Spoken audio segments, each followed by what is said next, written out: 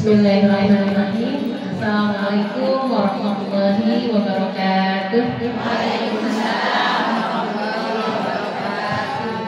Ada pertanyaan Bu? Kata Pak Ustaz ya. Ada pertanyaan kan jam 10 ya? Jam bertanya malah ibu dulu. Apa Bu? Kalau saya bisa jawab saya jawab sekarang ya. Kalau nggak saya tangguhkan. Ya? Apa? Oh lagi ngaji.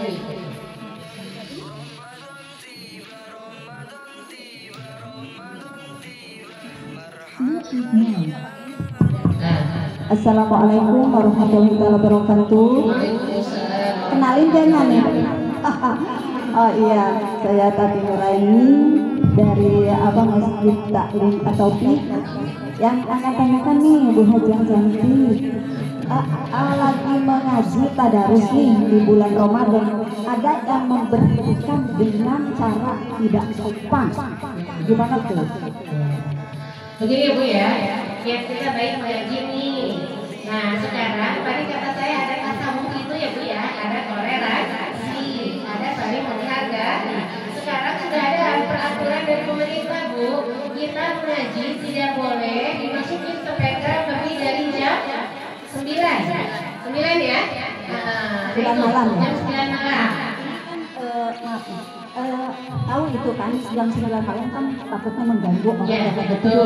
Ini di saat jam 4 sampai jam 5.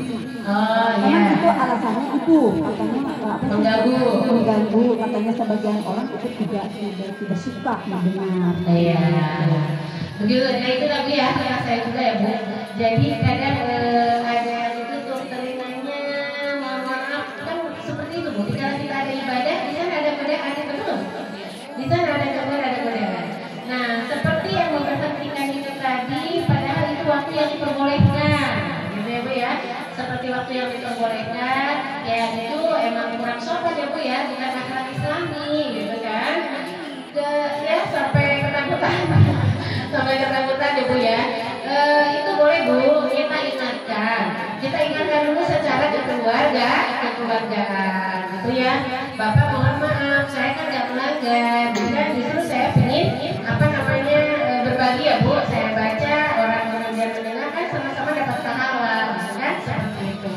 Dan menurut aturan pun itu tidak melanggar, kan menurut aturan pun tidak melanggar. Kecuali kalau karena ada yang 24 jam terus pakai speaker, kan? Bahkan kan sekarang mah ujian dia dibatasi memang Bu, 5 menit sebelum azan ujian ya, seperti itu. Mungkin begini aja lah Bu ya, baiknya ya Bu ya, baiknya kalau menurut saya kan Islam itu Allah itu jalanin makhluk ya Bu ya, Allah itu ya. Kalau soal cara makhluk dia seperti itu terus karena mungkin gak seneng, ya udahlah kita yang mengalah menang. Betul nggak Bu? Kata saya juga gak semuanya senang mendengarkan orang mengaji, karena di mana ada nilai ibadah di sana gitu kan, ada gangguan. Jadi udah, Allah itu senang sama kebutuhan. Ya udah deh kita menghargai dia aja justru ya. Jadi nggak apa-apa, berarti kita ya mengalah aja ya Bu ya. Kita mengajinya jangan sampai pakai mic gitu. Jadi kemudian kita mengalah untuk mendapat kebaikan. Amin. Ada lagi pertanyaan dari Mada Ibu Haji dan ya? Mungkin ya, Bang Haji. Waalaikumsalam warahmatullahi wabarakatuh. Dengan Baji itu Maros ini terkait tentang maju taklim. Sebetulnya kalau anak-anak adalah suka meniru karakter dari seorang ibu. Nah kebetulan anak itu suka melihat di daerah sekitar kami gitu ya, kok mama ada ya yang suka ikut ngaji ke sana ke sini gitu ya. Terus tapi kok saya lihat itu kelihatannya dia tidak begitu menghargai orang yang tua, tidak bisa membedakan yang tua dengan yang muda gitu. Saya bilang mungkin itu karena karakter ya. Apakah di tempat pengajian itu tidak diajari itu mah sopan santun sebetulnya gitu ya. Gitu. Terus yang yang ini saya tanyakan juga, apakah di situ tindakan anak saya bertanya itu ya di situ kok mama sebetulnya hasil pengajian itu tidak bisa terapkan dalam kehidupan sehari-hari hari gitu ya. Tetapi kok mereka selalu gibah, selalu menyalahkan orang lain. Begitu juga apakah itu di situ ada pengajian yang bisa katakan dengan ngaji diri? Emang enggak gitu ya.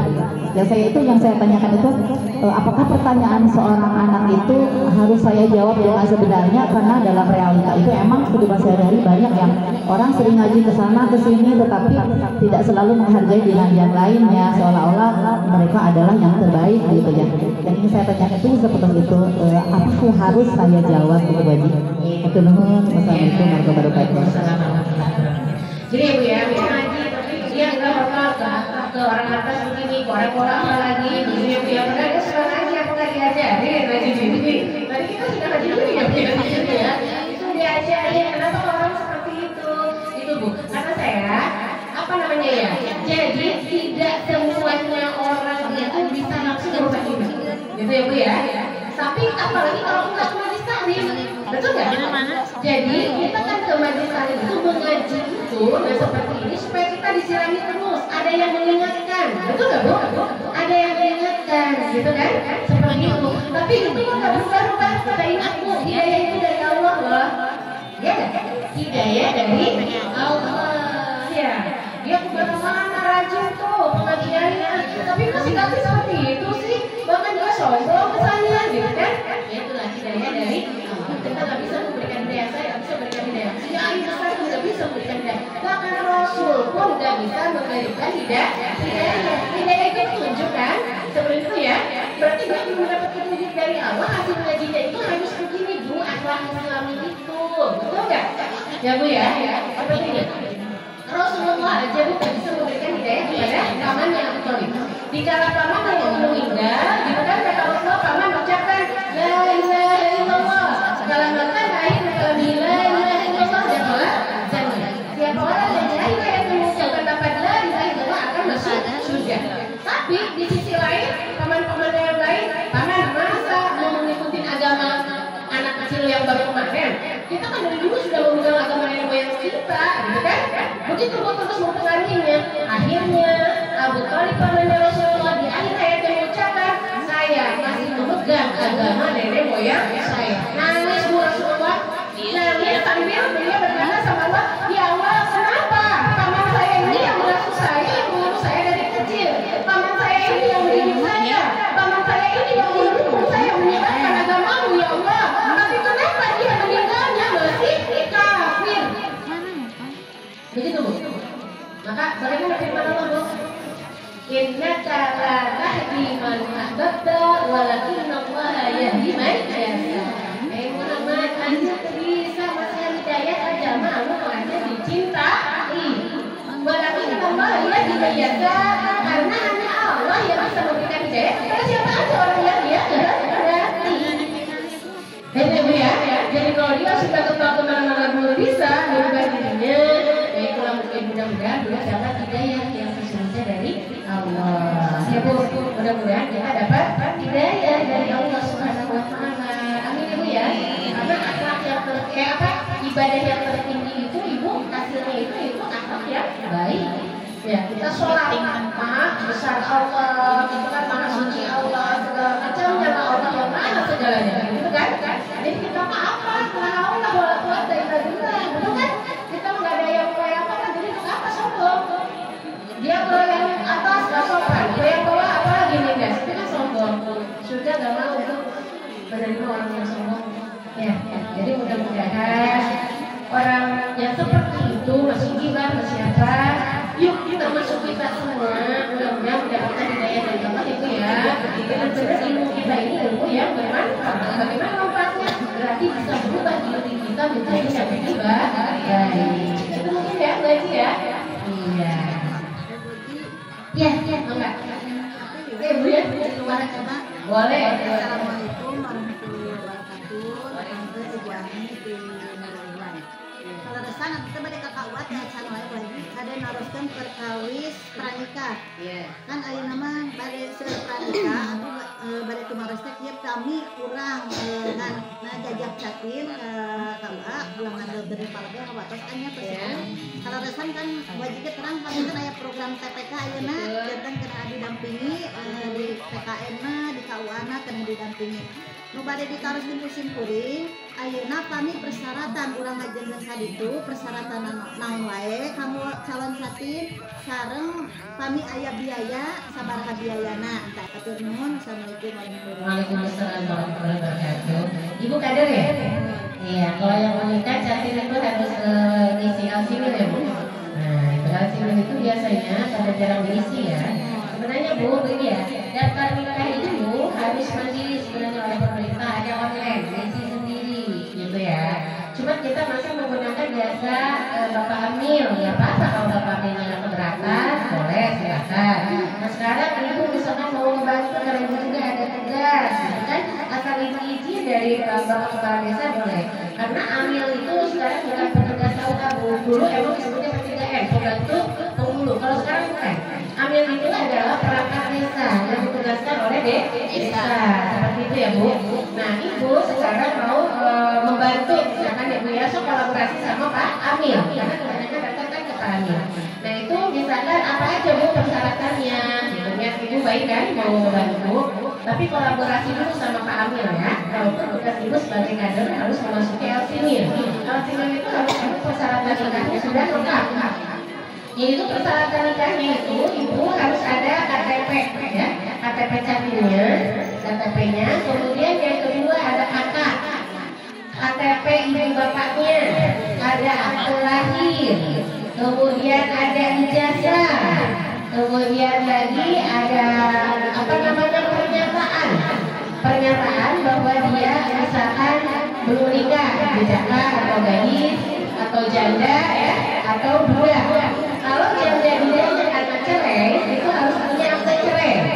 Kalau janda duda yang anak meninggal harus ada akta kematian, surat kematian dari desa, kemudian dibimbing ke Dikduk ya. Atau kalau sudah dari M itu menjadi M6, surat kematian.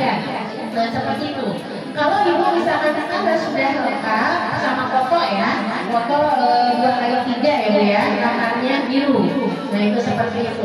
Kalau sudah lengkap, ya Ibu bawa ke Pak Amil itu atau ke desa. Gitu. Di desa nanti diberikan N1, N2, N3 gitu ya, N4 itu tentang apa namanya identitas semua dari apa namanya capil ya, calon pengantin tersebut gitu kan, seperti itu. Kita melihatnya Ibu menyamakan dari ijazah, akte lahir, kakak, KTP. Nah kalau ada perbedaan, makanya kita ada suscatil. Sebelum nikah ya ada bimbingan pranikah, boleh sama Ibu didampingi, boleh sama Pak Amil. Bimbingan pranikah atau suscatil khusus calon pengantin.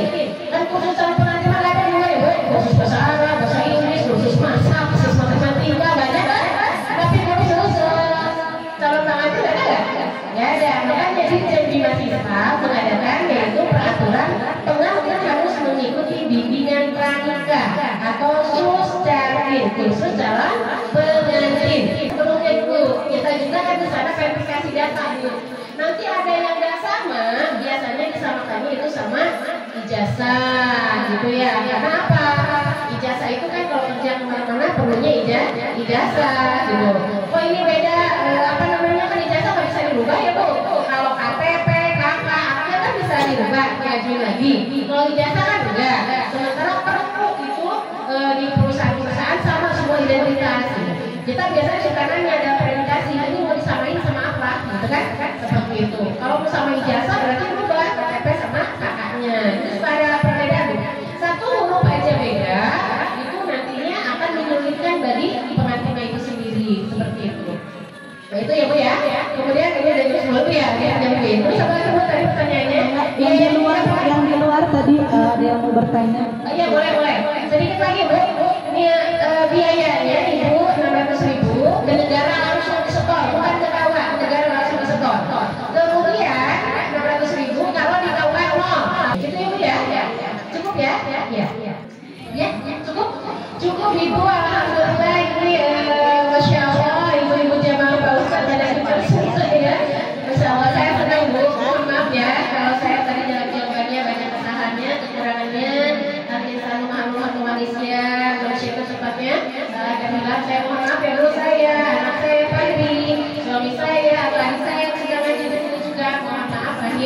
Memaafkan Bu.